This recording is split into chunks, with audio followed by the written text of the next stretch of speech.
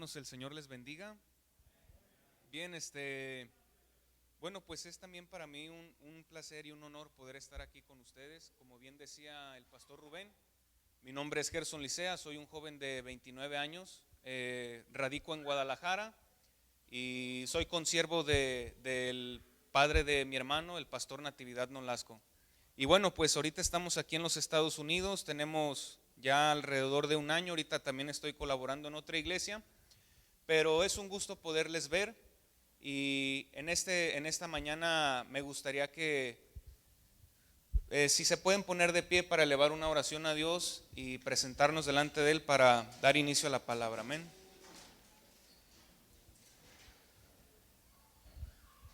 Padre, le damos gracias, Señor, en esta mañana por permitirnos estar aquí.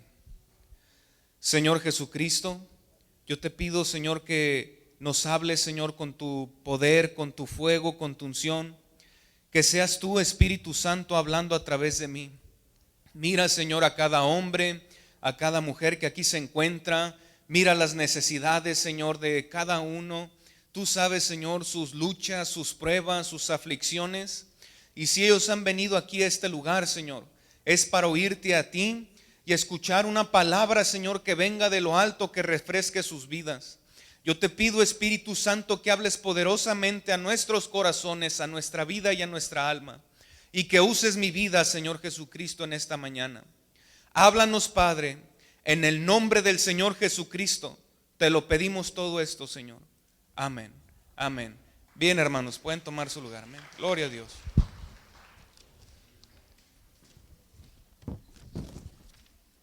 Bien, hermanos, pues ustedes saben que estamos en un tiempo, diría yo, algo complicado. Se hablan de señales proféticas. No sé si alguien de aquí es de México también, el temblor que hubo hace poquito. Están pasando muchas cosas, hambres, temblores, guerras, como el Señor Jesucristo lo dijo a sus discípulos antes de ser crucificado. Y vivimos en un tiempo de crisis, hermano. Y el día de hoy, en esta mañana, yo quiero hablarles de la crisis espiritual.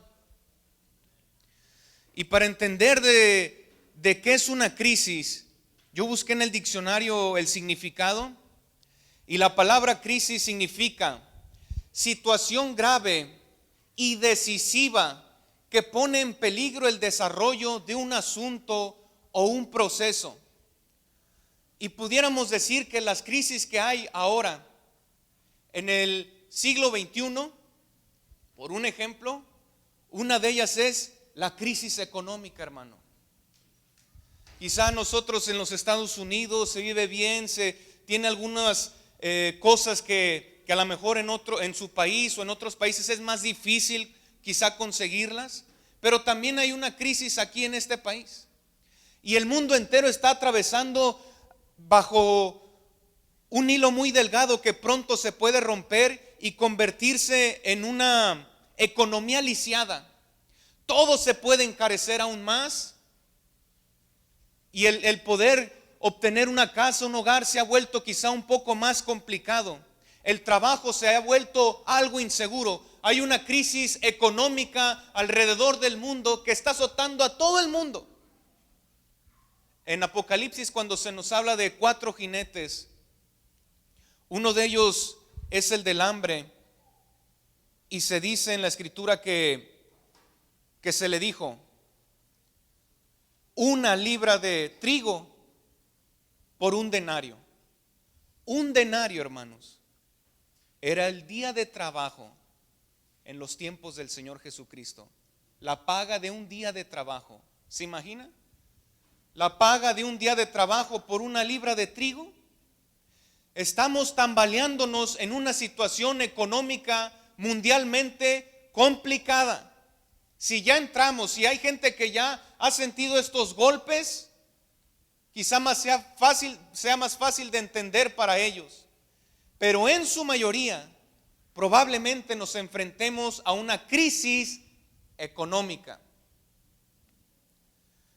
Otra crisis que yo miro es la crisis ambiental. Los glaciares derritiéndose, los fuertes oleadas de calor del sol, cambios climáticos, de repente neva donde antes no lo había, y estamos también en una crisis ambiental, ríos contaminándose. Para aquellos que conocen lo que es México, allá en el sur, en lo que es Yucatán, Quintana Roo, las playas tan bonitas, ahorita hay un azote, hermano, de lo que es el sargazo. Se ve feo el mar, huele mal y aleja a los turistas, y mucha gente vive de eso. Estamos viendo unos cambios climáticos trascendentes. Los vuelos también reportan vientos impetuosos, vuelos no muy agradables a comparaciones de muchos años atrás. Crisis ambiental, crisis política. Allá en mi ciudad, hombres payasos, literalmente payasos, hermano, siendo candidatos a la gobernatura. Futbolistas, quizá haciéndose de su fama. Uno de ellos, para no decir nombres, pero uno de ellos es un político muy famoso y fue un jugador muy famoso del equipo del América. Ya casi con eso le dije todos los que saben de fútbol. Y tenemos un montón de situaciones donde ahora se vota por el menos peorcito, hermano. Y la Biblia enseña también que cuando no hay un buen gobernante, el pueblo se descarría, el pueblo se pierde. Tenemos más crisis, y por decir algunas otras: crisis económica, crisis ambiental, crisis política, crisis en la salud pública, la falta de medicamentos, los medicamentos encarecidos, crisis alimentaria, lugares donde los alimentos son muy caros o no los hay. Crisis de guerra, donde cuando la guerra entra también hay destrucción, hambre, muerte. Y la crisis también de natalidad. Me tomé el tiempo de escribir una nota del New York Times que me pareció interesante. Es una nota que encontré del 24 de mayo del 2021. Dice, tenía por título: me asusta pensar en tener un hijo ahora. El descenso en la población global puede transformar al mundo. Menos llantos de bebés, más casas abandonadas. Hacia mediados de este siglo, o sea el 2050, cuando las muertes empiecen a superar los nacimientos, se producirán cambios difíciles de comprender. En todo el mundo los países enfrentan un estancamiento poblacional y un descenso en la fertilidad, lo que representa un rápido retroceso sin precedentes en la historia, que hará que las fiestas de primer cumpleaños serán más raras que los funerales y que las casas vacías lleguen a ser algo normal. En Italia ya están cerrando salas de maternidad. En China están apareciendo ciudades fantasmas en el noreste. Las universidades de Corea del Sur no encuentran suficientes alumnos, y en Alemania cientos de miles de propiedades han sido demolidas y sus terrenos han sido convertidos en parques. Casi ya no vienen bebés al mundo, hermano. ¿Se imagina un mundo sin niños? Mire que yo tengo 29 años, en enero cumplo 30. Y si oro a Dios, si he orado: Señor, tú bendíceme con una mujer que te ame, te tema. Pero es bien difícil, hermanos, conocer una mujer en este tiempo que tenga temor de Dios, o que una mujer pueda conocer un hombre que tenga temor de Dios. Crisis de hombres de Dios, crisis de mujeres de Dios. Entendiendo lo que viene siendo, quizá me extendí un poquito, pero quería que se pudiera entender lo malo que es una crisis, hermano. Pero la peor crisis en el mundo hoy, en la actualidad, es la crisis espiritual. Porque la paz que los hombres buscan parece no encontrarla en ningún sitio, y la iglesia no es la excepción. Y esa es la tristeza, y esa es la crisis del siglo XXI. Esa es la crisis en la iglesia el día de hoy, que la iglesia está pasando por una crisis espiritual. No hay hombres de Dios. No fácil usted recibirá un mensaje que venga de la palabra de Dios. Hoy hay muchos predicadores que son motivadores. Hoy se nos hace fácil venir a la iglesia, entonar algunos cantos, tener una bonita reunión, pasar el tiempo y regresar a casa. Pero ¿hace cuánto que no toca a Dios mi corazón, o yo no abro mi corazón a Dios? Esa es la crisis espiritual, y la crisis espiritual desencadena todas las demás que le mencioné.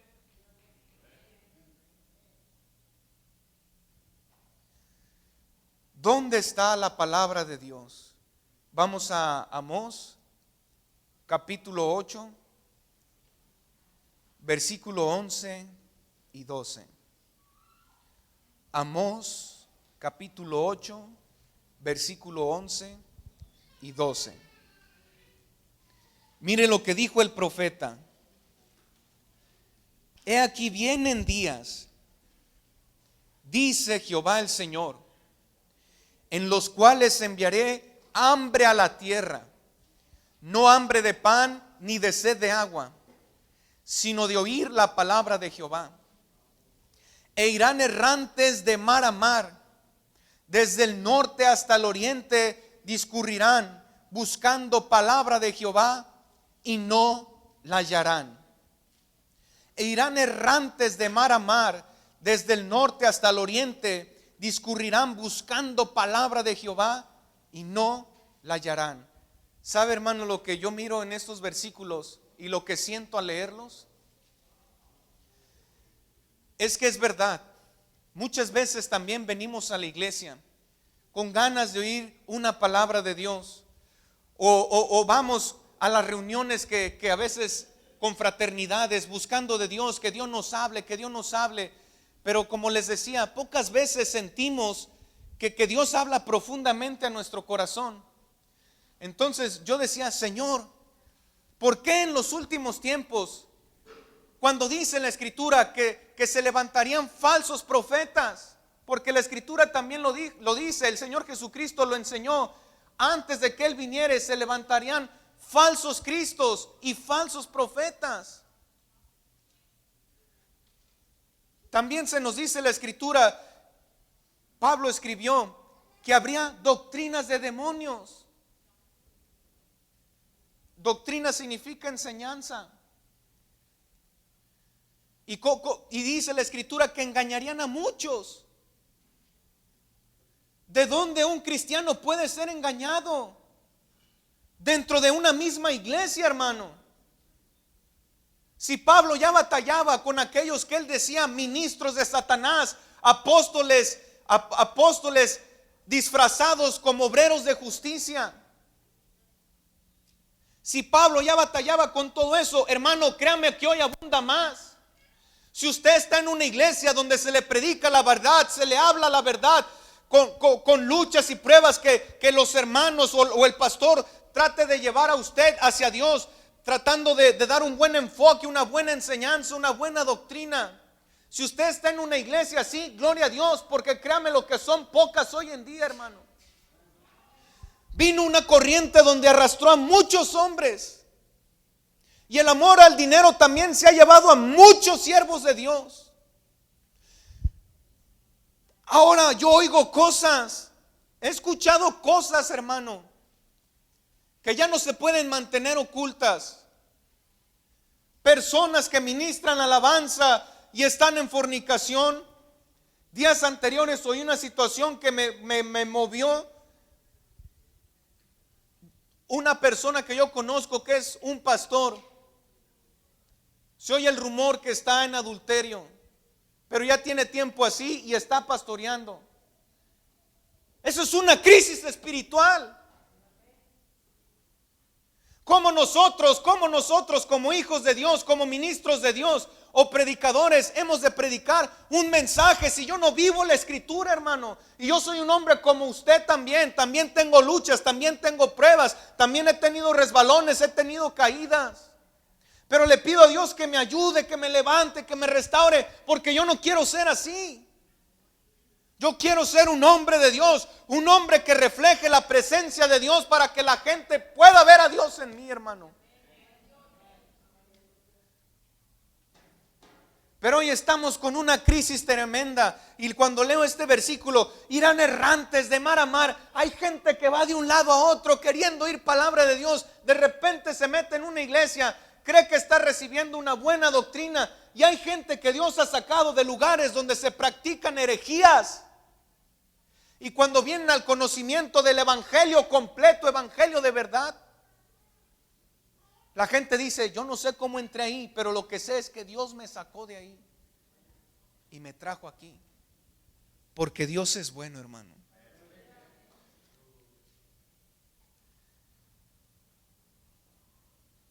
Mire, vamos a leer un pasaje en Ezequiel capítulo 7, versículo 26.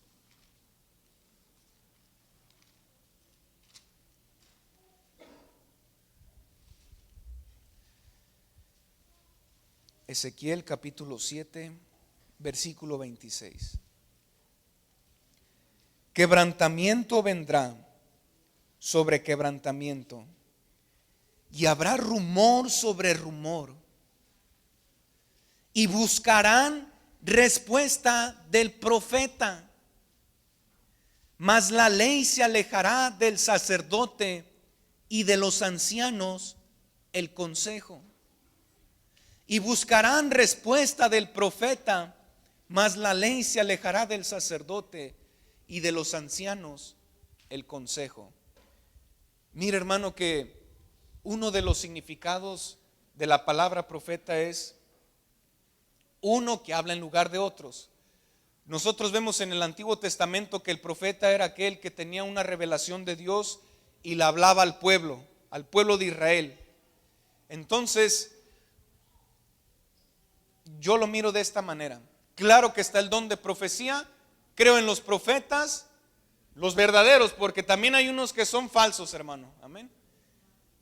Pero es cierto que el predicador finge un papel, o podríamos decir que el predicador es un profeta, porque es uno que habla en el nombre de Dios y en el lugar de Dios, y se supone que nosotros hablamos lo que Dios nos ha dado. Porque yo también miro, bueno, ¿y cómo es que el Señor Jesucristo dijo?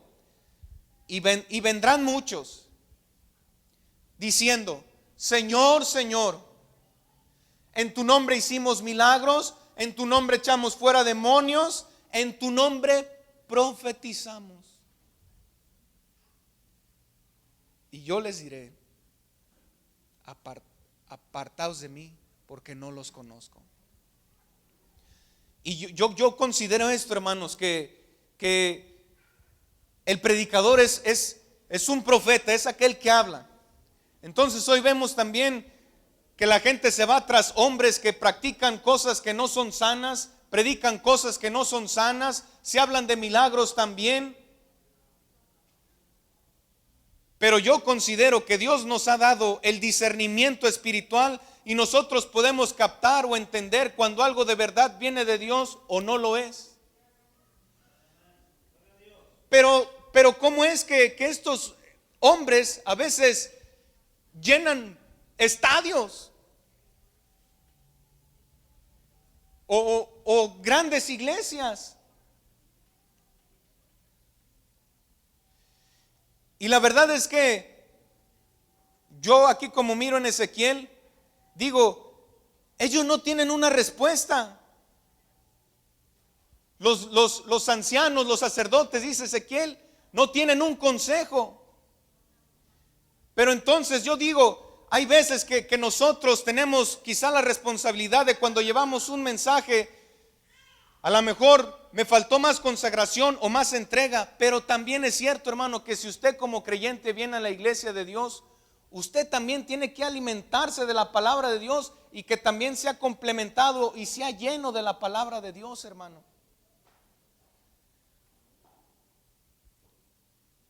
Estamos en un tiempo de crisis espiritual. Pero ahora quiero hablar de los puntos buenos, hermano. Que yo creo que las cosas no se van a quedar así. Y que Dios está despertando a sus hijos. Dios está queriendo despertar a su iglesia. Todo lo que está pasando en el mundo es para que nosotros como iglesia despertemos, hermanos.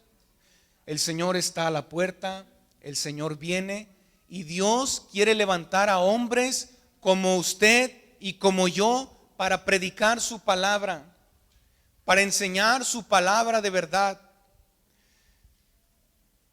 Dios sigue llamando a hombres y a mujeres en tiempos de crisis espiritual. Y yo puse aquí algunos ejemplos, pero uno de ellos es Jeremías. Jeremías, hermano, fue un muchacho, como lo dice la escritura ahí en el capítulo 1 del versículo 4 al 10.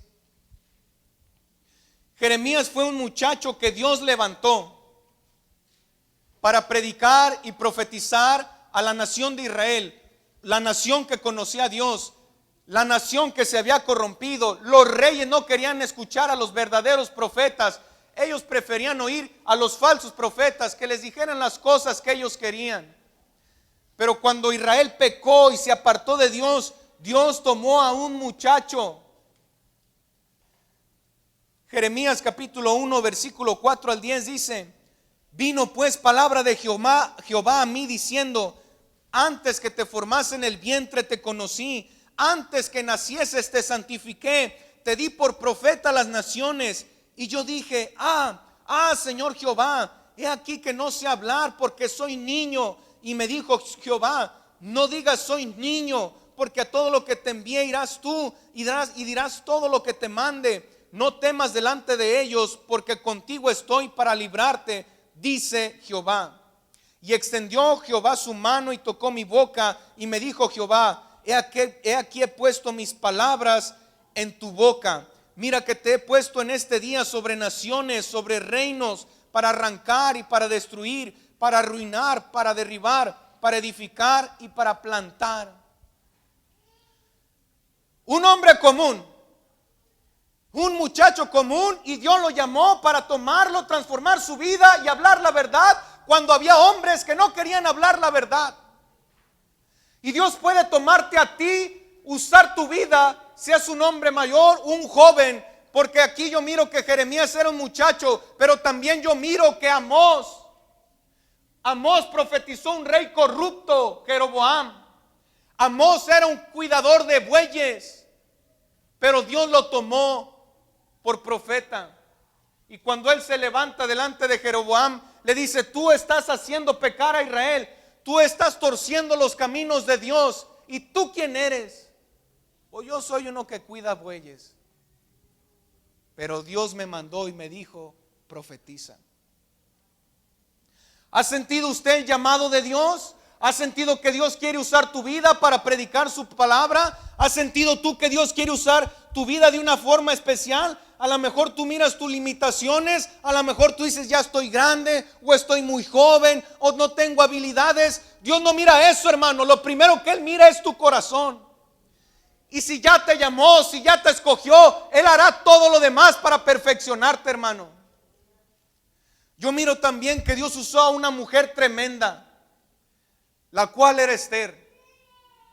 En un tiempo de crisis también, había un hombre, Amán, que odiaba a los judíos y pensaba exterminarlos. Pero Esther, por la gracia de Dios, Dios la llevó a una alta posición, de tal manera que llegó a estar en el palacio del rey y era la prometida del rey. Pero antes, no cualquier hombre ni ninguna mujer se presentaba delante del rey para hacer una petición. Ellos tenían que pedir permiso o esperar una fecha determinada. Y como ya el caos era desbordante, Mardoqueo, el tío de esta mujer, se enteró de la situación, que iba a venir mortandad a todos los judíos, y le dijo: ¿sabes qué, Esther? Dios está puesto en este lugar. Y ¿sabes qué? Si tú no hablas, Dios va a levantar a alguien más. Y Dios va a levantar a alguien más y vendrá liberación para los judíos de alguien más. Pero tú, a lo mejor por algo, estás ahí. Y hermano, a lo mejor usted por algo está en el lugar que está. Y si usted no habla, o si usted no dice la verdad, o si usted no se entrega a Dios, Dios va a levantar a alguien más para hacer lo que Dios quería que usted hiciera. Pero usted no tenga temor, y no tenga temor de hablar la verdad o de enfrentar a los falsos predicadores de hoy. Usted hable la verdad, conozca la verdad, para que saque a la gente del engaño, para que también saque a gente de la arrogancia. ¿Sabe lo que hizo Esther? Esther dijo: ok, vamos a ayunar y a clamar, orar y ayunar 3 días, 3 noches, y voy a presentarme delante del rey. Y si tengo que morir, que muera, hermano. Creo que también nos hace falta valor a los hijos de Dios. Creo que también nos hace falta valor para predicar su palabra, para ir a lugares donde nadie quiere. Estos tipos de mensajes, créanme lo que no son nada fácil, hermano. Pero creo que nosotros tenemos que tener valentía, hermano. Los hombres de Dios, como Dios usó a Pablo, fue porque él era valiente. La iglesia primitiva, cuando el imperio romano estaba en todo su auge, cuando ponían a los cristianos en pedazos de madera y les prendían fuego, ellos no tenían temor. Ellos no tenían temor de morir en el circo romano, porque conocían a su Dios, porque eran valientes, porque eran entregados. A la iglesia de Cristo, hermanos, hoy en día también nos hace falta entrega. Yo lo reconozco en mi vida, porque sé que pudiera ser más, pero hay veces la pereza. Yo también trabajo, yo también me canso, y servir a Dios y esforzarte en tu vida personal no es fácil. Y aún así, hermano, yo sé que puedo hacer más. A veces ponemos pretextos donde decimos: es que yo estoy muy ocupado, estoy súper ocupado, y aquí en Estados Unidos es el país de la ocupación, yo creo, hermano. Pero ¿sabe qué? Daniel, el profeta, estaba en la corte real.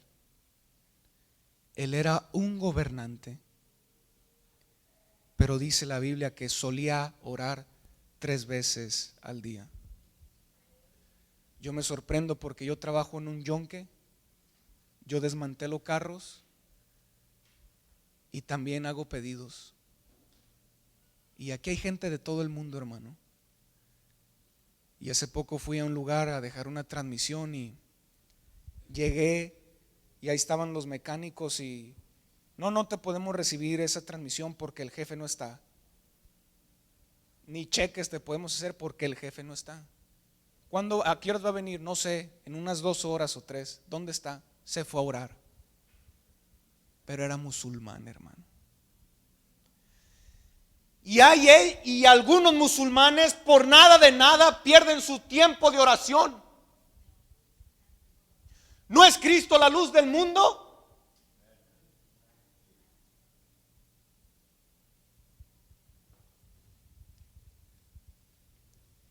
Yo decía, qué tremendo, hermano.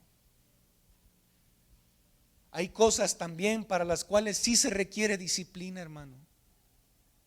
Tener hábitos también.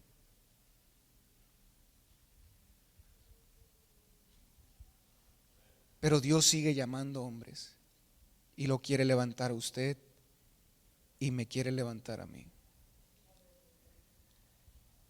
En esta crisis espiritual que yo miro alrededor del mundo, y como le decía, bueno, el movimiento LGBT y ya no sé cuántas otras letras tiene, las guerras, la violencia. En México hay una gran violencia,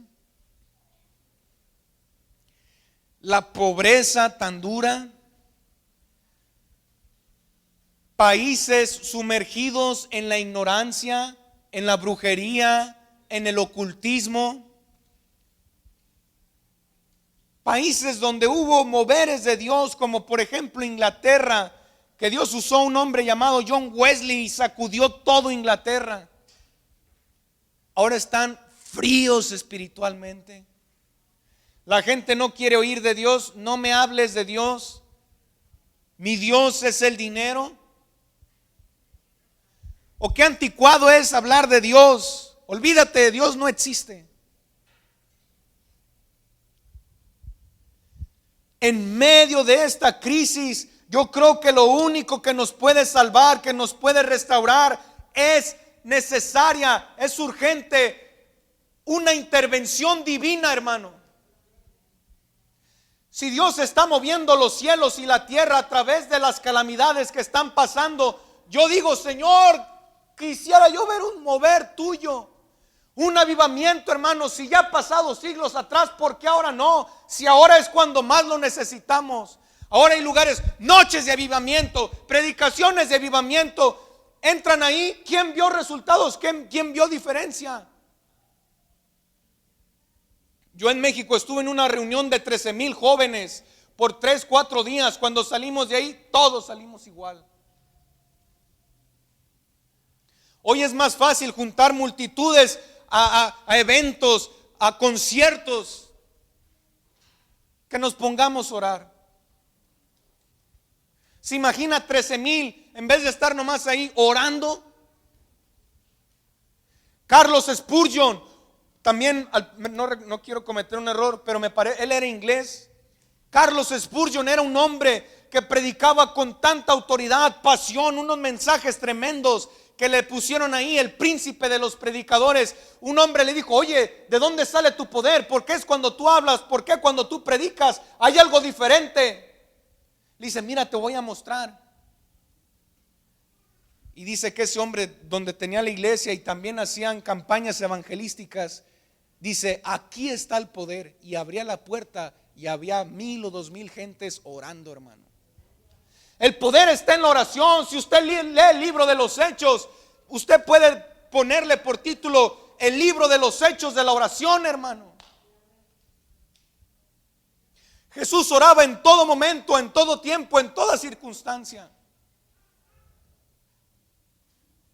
Y hemos olvidado el principio de la oración también. Es necesario orar para que Dios mande una intervención divina. Vamos a Isaías capítulo 35.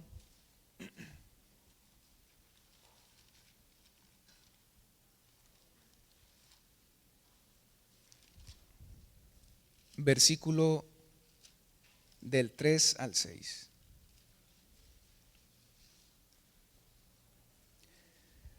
Isaías capítulo 35, versículo del 3 al 6.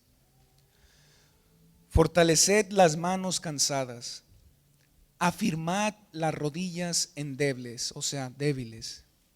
Decid a los de corazón apocado, esforzaos, no temáis, he aquí que vuestro Dios viene con retribución, con pago. Dios mismo vendrá y os salvará. ¿Sabe a quién se refieren estas palabras, hermano? A la venida del Señor Jesucristo, cuando Él vino por primera vez. Los judíos estaban tan en el ritualismo, tan corrompidos, que Dios manda esta palabra por medio del profeta Isaías. Y después de que fueron esparcidos y los llevaron a Babilonia y los llevaron presos, 400 años después, sin ninguna voz profética, sin ninguna luz, Dios manda un hombre, Dios levanta un hombre en un tiempo de crisis llamado Juan. Y este era Juan el Bautista. Y Juan empieza a predicar con el poder y la unción del Espíritu Santo. Juan dice en la Biblia que no hizo ningún milagro, pero resucitó una nación muerta.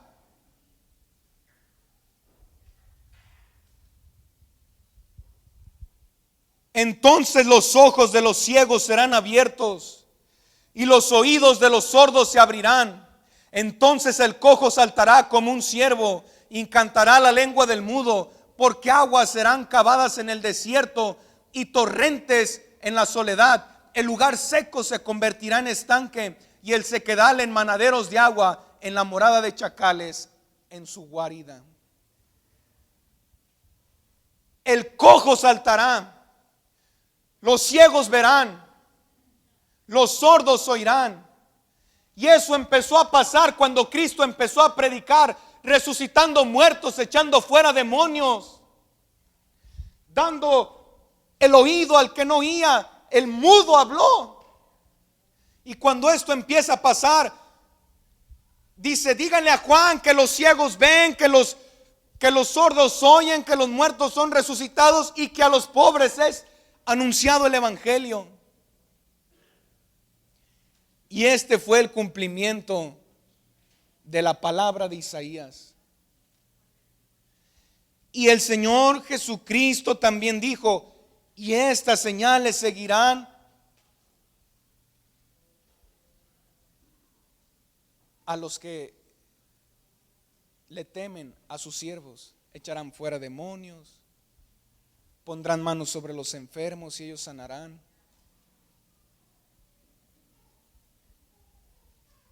Hace tiempo, hermanos, que yo no miro mucho de estas cosas. Yo lo he visto en mi vida personal y también en una o en alguna otra ocasión a lo largo de 10 años he impuesto mis manos sobre enfermos y esporádicamente Dios los ha sanado, pero yo no he visto un paralítico totalmente levantarse así. Pero mi pastor en México dice: yo miraba gente endemoniada ser libre. Yo miré como una niña o niño, ya no lo recuerdo bien, que había muerto, resucitar. Yo miré como un paralítico le tronaron todos los huesos y ser sano. Y él reconoce, pero algo pasó. Y lo que pasó es que nos descuidamos.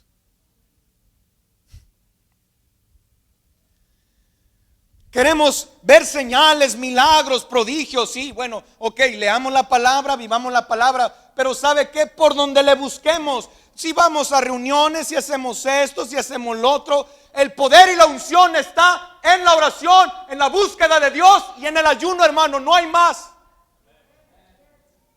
No los santos hombres de Dios en el Antiguo, en el Nuevo Testamento, aquellos avivadores eran hombres y mujeres de oración. Hoy no practicamos la oración los predicadores.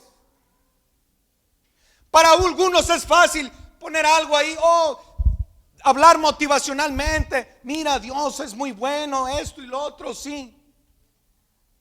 Pero ¿y el poder? No somos como Pablo. No vengo solamente con palabras, sino con poder. ¿A dónde se ha ido el poder de Dios? La pregunta más bien, ¿a dónde nos hemos ido nosotros, hermanos? Que volviéramos a la oración. Volver a la oración es volver a Dios, hermanos. Vamos al segundo libro de Crónicas, capítulo 7, versículo 13 y 14. Para ustedes va a ser muy familiar. Si yo cerrare los cielos para que no haya lluvia, o sea, Dios puede hacer cosas tremendas en el mundo. Si a Él le place, lo hace. Si yo cerrare los cielos para que no haya lluvia, y si mandare a la langosta que consuma la tierra, o si enviare pestilencia a mi pueblo. Toda esta crisis que tenemos se puede acabar, como dice el versículo 14. Si se humillare mi pueblo, sobre el cual mi nombre es invocado, y oraren, y buscaren mi rostro, orar y buscar el rostro de Dios, y se convirtieren de sus malos caminos, arrepentirme si estoy en algo incorrecto. Entonces cuando yo ore, cuando yo me humille, cuando yo me arrepienta, cuando busque el rostro de Dios, cuando me vuelva a Él de todo corazón, entonces Dios oirá desde los cielos tu clamor, hermano.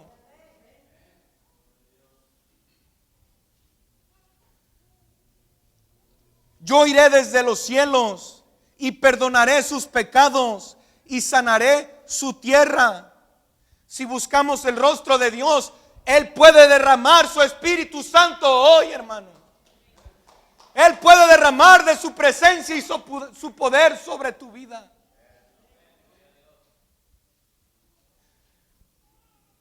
En el siglo XVI, John Knox era un hombre escocés.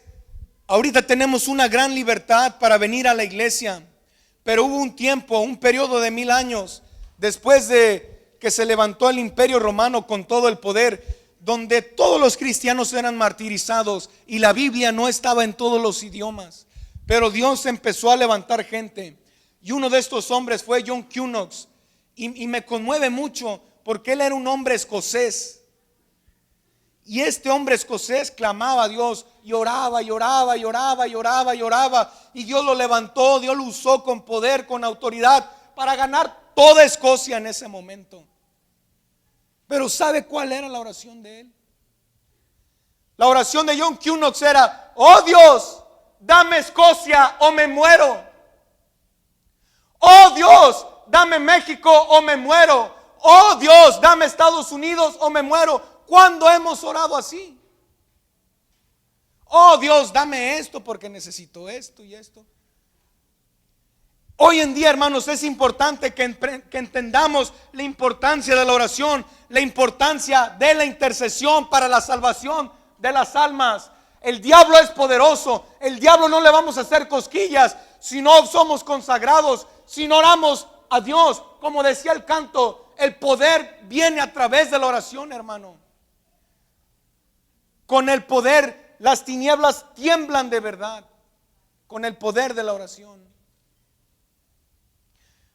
John Wesley, otro gran avivador en Inglaterra en el siglo XVIII, él predicaba hasta 3 veces por día, viajó 400,000 kilómetros, o pongámoslo así, como 200,000 millas, el equivalente posiblemente, a caballo, en toda clase de climas, noche y día, de un extremo de Inglaterra, enfrentando toda clase de peligros. Y era un hombre tremendo, hermano. Yo he leído biografías de él, escritos de él, y hay un relato donde un hombre decía: yo vi a John Wesley predicar cuando tenía 40 y lo vi predicar cuando tenía 80, y era el mismo hombre. Pero ¿sabe cuál era uno de los hábitos de él?